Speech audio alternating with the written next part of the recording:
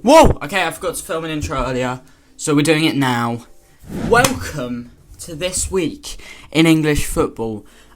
Totally stolen. I'm not going to deny that at all. Flatly stolen. But today we're going to have a look at all of the things that have happened in English football over this week and have a bit of bants along the way. So let's get into it. It was a great day at the office for a certain North London side who cast their rivals into a bitter shadow as they pounced upon yet more silverware. Spurs beat Lion City Sailors. Yeah, that is presumably a team name from Soccer City. 5-1 to lift the prestigious Tiger Cup. And that's the first since the Audi Cup.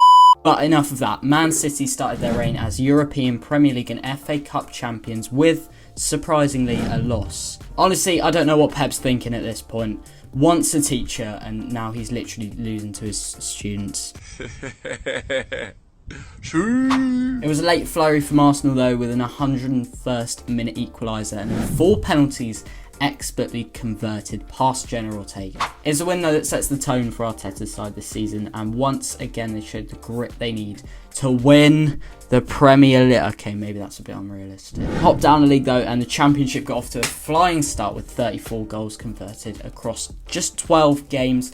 And yet more misery piled on Gareth Ainsworth's QPR as the return to his boyhood club seems to be one that couldn't have got off to a worse start. But it was the new man on the other side of the dugout that took glory as Ismail's side pumped the R's 4-0 to chuck themselves top.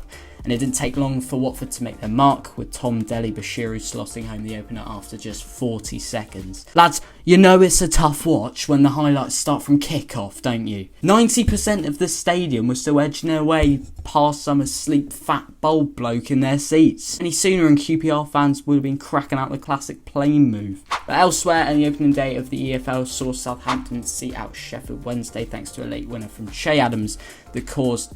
hang on, let me... protuberance from the... chock-full away end. Almost managed to make it one person per percentage of possession that they had. This leaves the top and bottom six looking like this after impressive wins for Stoke, Plymouth and Ipswich propelled them up the table from their original alphabetical positions. Down into League One, and the US national team pulled off a hefty 7-0 win over Port Vale on Saturday. What? Oh, that's Barnsley. How can you play a back five and score 7 goals?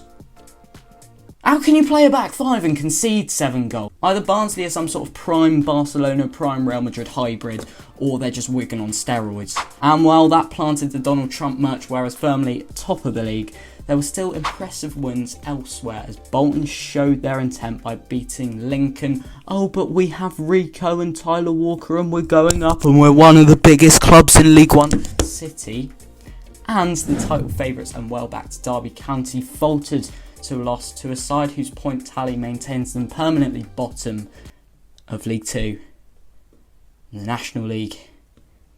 In the National League North. It left the table looking like this by the end of a wet Saturday afternoon. And finally, League 2 saw goals galore, but more importantly, the cancellation of the El Clasico and fierce derby of Colchester versus Swindon. Moment of reflection for them.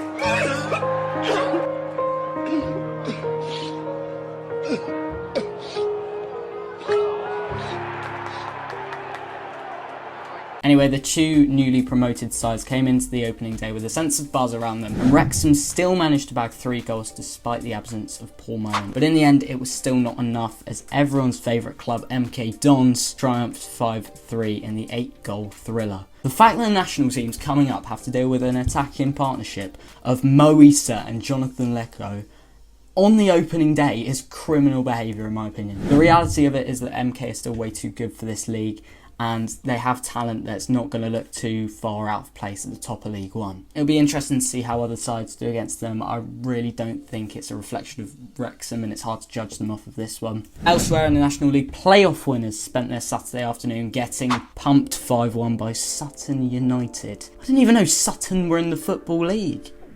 Still have vague memories of Matt Tubbs carrying them to an FA Cup triumph. But fair play to them, as it seems Amari Patrick was the man of the moment with 2 goals on his league debut for Sutton, which put them top of the pile 1 game in. And fair play to every fan who managed to sit through the additional 40 minutes of soaking Brexit hoofball. After the EFL changed the way they managed the timekeeping, this sticks to a similar method as the one used in the World Cup, and also means the official match clock counts up past 45 and 90. We're doing it, lads. Northampton v Stevenage had nearly 23 minutes added on. 23 more minutes watching Stevenage. It's the ultimate shithousery from the EFL. Someone's back in the office going, you know what? I liked it during COVID. It was nice and quiet. Let's just make them run out traumatised from watching 200 minutes of Thompson FC. 15 added time goals across the league, though. Definitely helped out Pompey. Kusini, I'm rapidly falling in love with you, and you have the best teeth in English football. But the biggest honourable mentions / smiley face this week will go to Bristol Rovers after they released their new away kit, which had a very emotional video attached to it, and there are even Bristol City fans saying well done to them. It has Braille in the kit. I can't quite remember what it says. Football is for everyone or something like that. Absolute class act from them, so they get the mention of the week.